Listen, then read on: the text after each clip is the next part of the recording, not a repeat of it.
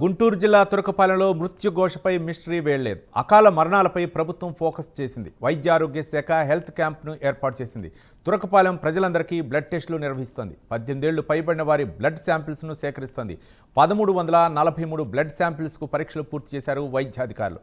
1026 మందికి కిడ్నీల పనితీరు మందగించినట్లు గుర్తించారు. 168 మందికి లివర్ సమస్యలు ఉన్నట్లు తెలిపారు. బీపీ, షుగర్తో స్థానికులు ఇబ్బంది పడుతున్నారు. మెలియాయిలోడోసిస్ సోకడానికి ఆరోగ్య సమస్యలే కారణమని వైద్యులు చెప్తున్నారు. ఇక అకాల మరణాలకి గల కారణాలు తెలుసుకోవడానికి డెత్ అనాలిసిస్ కమిటీని ఏర్పాటు చేశారు. కమిటీ నివేదికలో 29 మరణాలకు కారణం తెలిసే అవకాశం ఉన్నట్లు తెలుస్తోంది.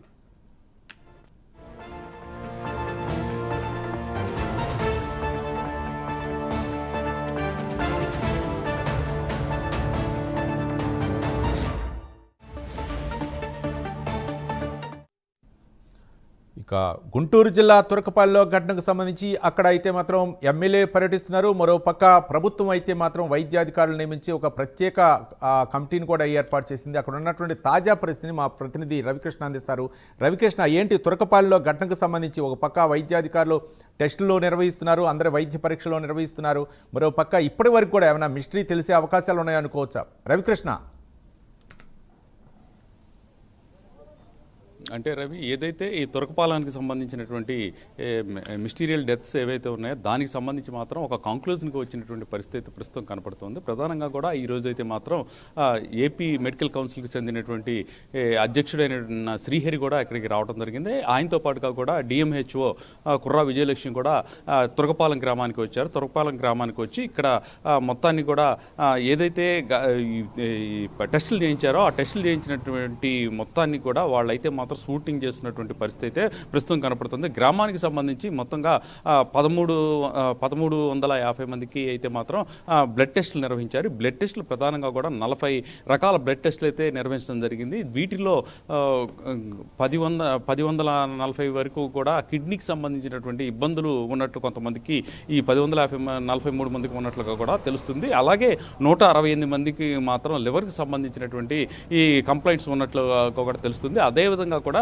బీపీ, షుగర్తో ఎక్కువ మంది బాధపడుతున్నట్లుగా కూడా గుర్తించారు. ఇక ప్రధానంగా కూడా చనిపోయినటువంటి వాళ్ళు 29 మంది ఎవరైతే ఉన్నారో ఆ 29 మందికి సంబంధించి వాళ్ళ కేషీట్లు కూడా అప్పుడు పరిశీలిస్తున్నారు. ప్రధానంగా కూడా ఈ కేషీట్స్తో పాటుగా వాళ్ళకి సంబంధించి రుగ్మతలు, గతంలో ఉన్న రుగ్మతలు కూడా ప్రజెంట్ అయితే తెలుసుకున్నటువంటి పరిస్థితి. దీనితో పాటుగా కూడా ఏదైతే మిలాయిడోసియా అనేటువంటి బ్యాక్టీరియా ఉందో ఈ బ్యాక్టీరియాకి సంబంధించి ఆనవాళ్ళైతే పెద్దగా లేవు. కాకపోతే ఈ బ్యాక్టీరియాకి ఇన్ఫెక్ట్ అయ్యేటువంటి పరిస్థితి అయితే మాత్రం ఉంటుంది. ఆ ఇన్ఫెక్ట్ అయ్యేటువంటి వ్యక్తులు మాత్రం ప్రధానంగా ఎవరైతే ఇన్హెల్త్తో ఉంటారో, సరైనటువంటి ఇమ్యూనిటీ పవర్ లేకుండా ఉంటారో వాళ్ళకి మాత్రం ఈ మిలాయిడోసియా అనేటువంటి బ్యాక్టీరియా ఇన్ఫెక్ట్ అయ్యే పరిస్థితి ఉంటుందని చెప్పారు. అదేవిధంగా కూడా ఈ ఏదైతే శ్రీహరి అంటే ఏపీ ఈ మెడికల్ కౌన్సిల్కి సంబంధించినటువంటి అధ్యక్షుడు ఈ గ్రామంలో వచ్చిన తర్వాత ఇక్కడ ఆయనైతే చెప్పింది ఒకటే, ముఖ్యమంత్రి ఆదేశాల మేరకు ప్రధానంగా కూడా ఈ గ్రామంలో అయితే మాత్రం